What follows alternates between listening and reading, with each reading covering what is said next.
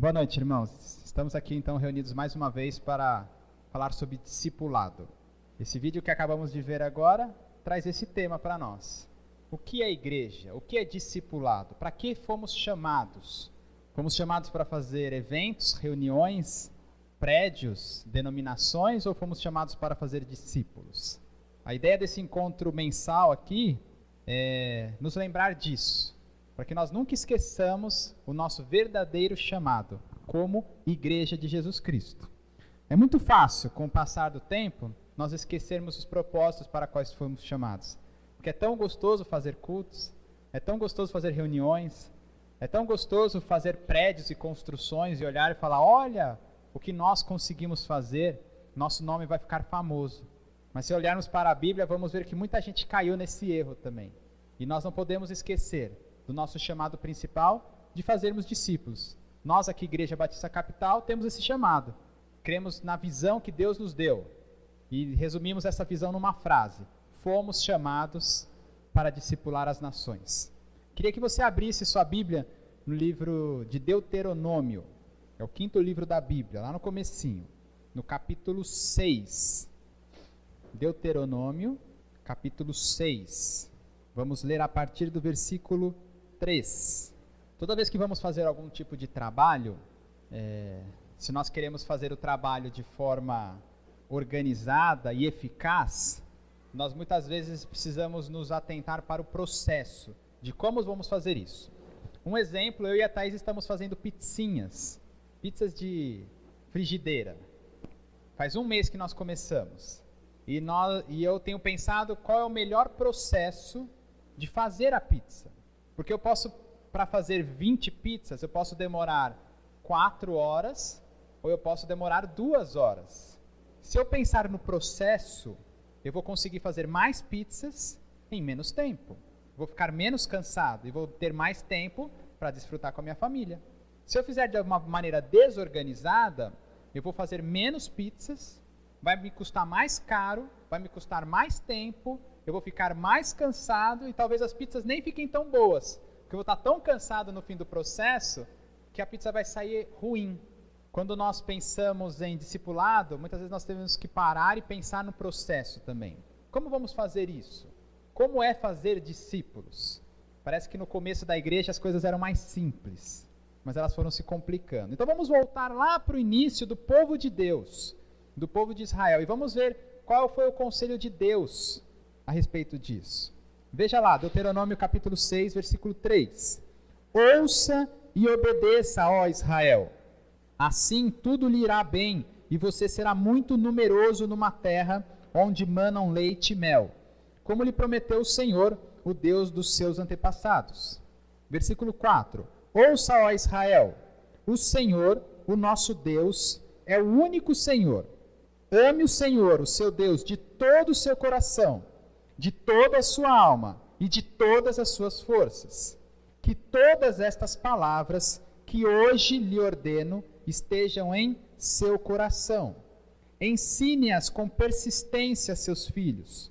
Converse sobre elas quando estiver sentado em casa, quando estiver andando pelo caminho, quando se deitar e quando se levantar. Amarre-as como um sinal nos braços e prenda-as na testa. Escreva-as nos batentes das portas de sua casa e em seus portões. Esse texto é lindo. Esse texto era um texto muito repetido pelo judeu, porque esse texto é o propósito de Deus para uma nação. A vontade de Deus era que, ao chegar à terra prometida, o povo judeu amasse o Senhor acima de todas as coisas. E essa é a vontade de Deus até hoje. Que cada ser humano aqui na terra ame o Senhor, Deus, o único Senhor, acima de todas as coisas. Com toda a nossa força, com todo o nosso entendimento, com todo o nosso coração, com toda a nossa alma. E como Deus faria isso? Ele se revelaria pessoalmente numa sarça em chamas para cada pessoa daquela nação numerosa? Não. Deus queria que cada pai ensinasse isso aos seus próprios filhos.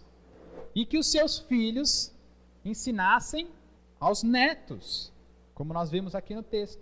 Ou seja, que de geração em geração, uma mensagem, a saber, ame o Senhor acima de todas as coisas.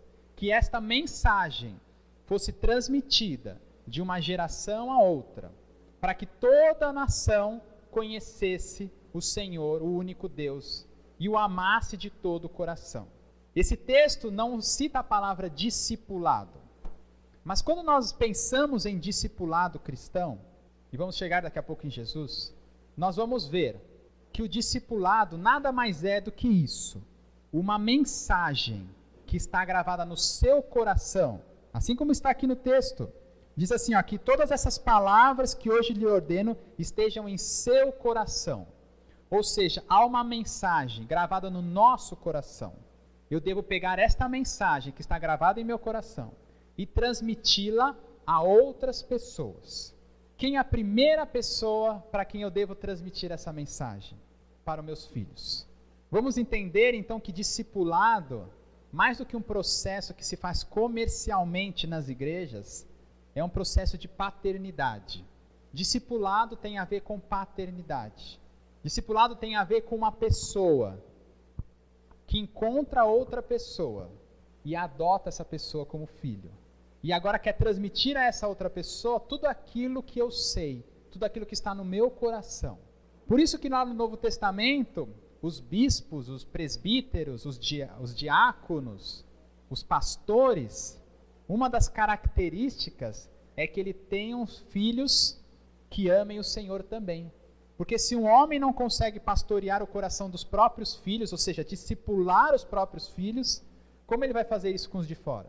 Esse é o contexto do Antigo Testamento, de Deuteronômio 6.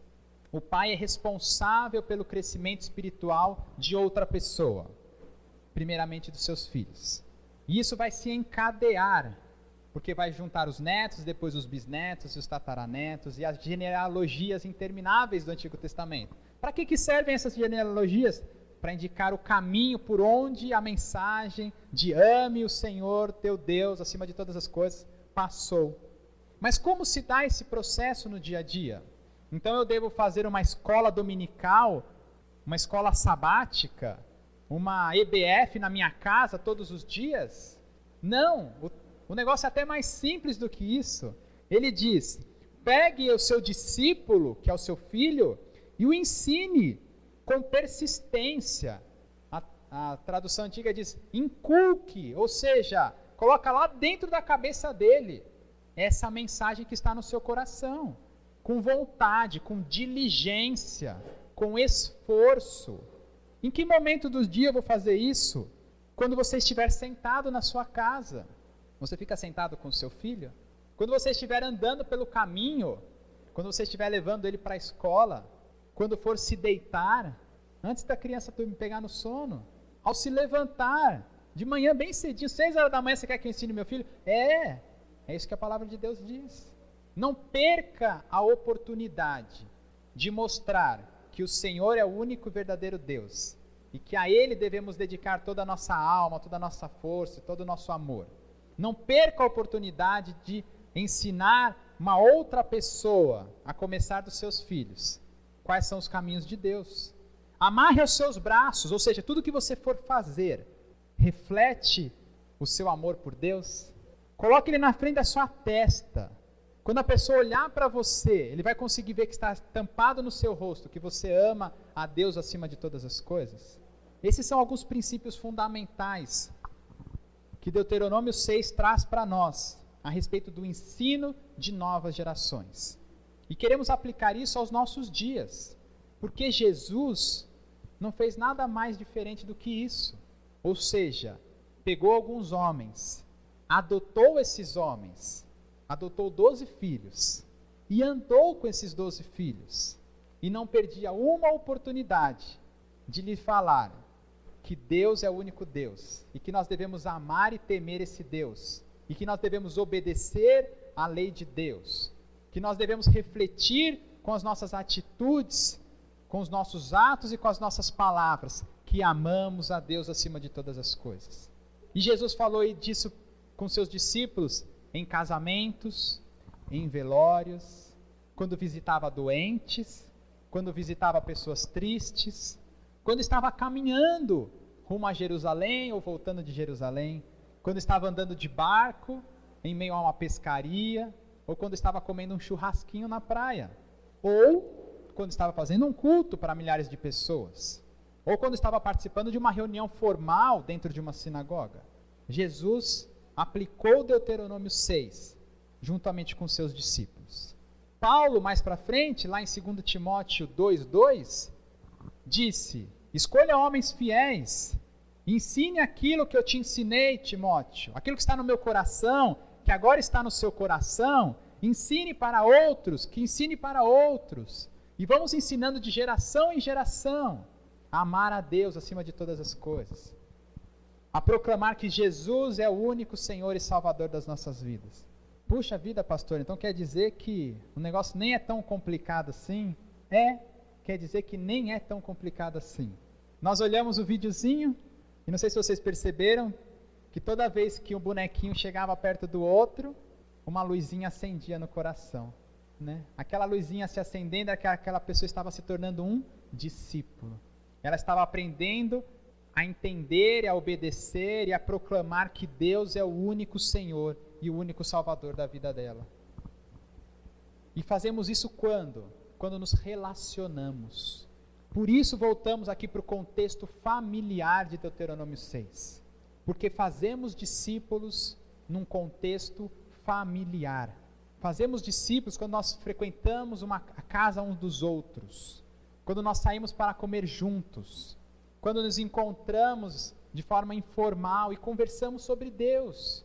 Quando hoje, por meio da tecnologia, trocamos por meio de mensagens do WhatsApp, coisas a respeito da minha vida e da sua vida, e pegamos isso para orar juntos, para crescermos, para andarmos mais perto de Jesus. A pergunta que nos resta agora é, em primeiro lugar, você tem filho? Né? Alguns de nós temos filhos aqui. Você tem se preocupado em discipular o seu filho? Primeira coisa, é uma luta, irmãos. Eu tenho 2 lá em casa. Eu sei o quanto é difícil discipular os próprios filhos, mas é a nossa escolha. Você tem uma mensagem gravada no seu coração? Você quer compartilhar essa mensagem com seu filho? Com certeza é a maior herança que você pode deixar para ele. O dia que você não estiver aqui mais, talvez você possa deixar uma casa, ou 2, ou 3, ou 50 casas. Mas se você não deixar gravado no coração dele que Jesus Cristo é o caminho, talvez você tenha fracassado na sua passagem aqui pela terra. Nossa primeira escolha é discipular os nossos filhos. Ensine-os quando levantar, quando deitar, quando estiver sentado, quando estiver assistindo televisão juntos. E em alguns momentos pare com tudo, leia a Bíblia junto com ele, explique, conte histórias a respeito de Jesus e ensine-o a obedecer a toda a lei de Deus. Mas o segundo passo, além dos seus filhos, e para aqueles que não têm filhos, você não quer adotar um filho? Você quer adotar um filho? Não uma criança, calma. Eunice João, calma, né? Estou falando para adotar aí uma criança. Você quer adotar um marmanjo, uma moça que não conhece Jesus ainda? Né, Dona Maria? Imagina pegar lá o filho da Dona Rosa lá, você não quer adotar ele e falar assim, vem cá menina, menino irmão, um homem já formado, né? Vem cá, que eu quero te mostrar um caminho melhor para a sua vida. Será que tem essa vontade no seu coração? Semana passada nós pedimos alguns motivos de oração. O Nari nos trouxe um nome, Eutran, certo? Né? Será que o Nari quer adotar o Eutran? Né? Será que queremos adotar o Araújo? Será que queremos adotar a Patrícia? Ou a Claudineia? Né? Ou a Samara? Ou como que chama lá o irmão lá? Fabinho. Quer adotar o Fabinho para você? Quer fazer a luzinha dele acender lá? Difícil, o homem está lá envolvido em drogas, em bebida, e a gente olha e tem dó. Outro dia, irmãos, uma moça me contou uma história lá, que em breve eu devo contar aqui na igreja, porque me tocou profundamente a história. E a moça disse que olhava para aquela mãe com as crianças, e o que ela mais queria, sabe o que era? Era pegar aquela mulher, levar para a casa dela, dar um banho naquela moça, dar comida para ela, vestir ela, pentear ela, fazer ela se tornar, entre aspas, gente. No coração dessa moça tinha o desejo de adotar alguém e de transmitir algo para essa pessoa. Esse é o coração do discipulador. Esse é o coração que Jesus quer que nós tenhamos. Vontade de transformar vidas. Eu vou propor um desafio para vocês agora. Talvez vocês pensem assim, não, já vem de novo o pastor Rafael com os papeizinhos e as canetinhas. Você vai pegar aqui, Dona Maria vai passando para trás um papelzinho e uma caneta. Ó, me ajuda aqui, vocês. Já vou pegar a caneta da Dona Maria aqui. Ó. E você vai aí num momento de concentração e oração. Você vai escrever pelo menos um nome nesse papel. O nome de alguém que você queira adotar. O nome de alguém que você queira que a pessoa se transforme num discípulo de Jesus, num seguidor de Jesus. Voltando aqui à imagem do filminho, aquela pessoa que você convive e que você gostaria de ver uma luzinha se acendendo no coração dela. Só isso, você vai escrever só o nome da pessoa, tá bom? Escrevam aí o nome e daqui a pouco nós vamos conversar mais a respeito disso. Eu te desafio a buscar com diligência isso, porque esse é o nosso chamado, irmãos. Amém? Vamos orar? Senhor Deus, nosso Pai, nosso Mestre, assim como o Senhor nos adotou, queremos te pedir que o Senhor nos mostre, Senhor, o caminho do discipulado, Senhor, do verdadeiro discipulado, Senhor. Tira de nós toda a religiosidade, Senhor, toda a busca por status, toda a busca por estrutura, Senhor. Nos faz pensar de maneira mais simples, mais familiar e mais objetiva na conquista de pessoas para o Teu reino, Senhor. Nos ajuda, Senhor, nos dá forças, que o Teu Espírito Santo possa agir na vida de cada um de nós, Senhor, e nos guiar para que essa realidade aconteça hoje, essa semana, Senhor, no nosso meio. Que esta comunidade da qual fazemos parte possa ser reconhecida como a igreja fiel ao Senhor, Deus. Queremos ser fiéis a Ti, Senhor, fiéis à Tua palavra, fiéis ao Teu processo de conquista, Senhor, das nações. Nos ajuda, Senhor, a gastar e a investir nosso tempo, nosso dinheiro, nosso esforço, nossas energias, Senhor, na formação de discípulos, na formação de filhos espirituais, que possam propagar a mensagem da salvação por toda a terra. Que essas pessoas possam entender verdadeiramente que Jesus Cristo morreu na cruz pelos nossos pecados e para nos dar uma vida eterna. Que essa mensagem queime no nosso coração e que nós queiramos de verdade, Senhor, faz um processo aqui, muda o nosso coração, Senhor, para que a gente percorra, Senhor, esse objetivo de fazer com que outras pessoas creiam nisso e andem pela fé em Jesus Cristo, Senhor.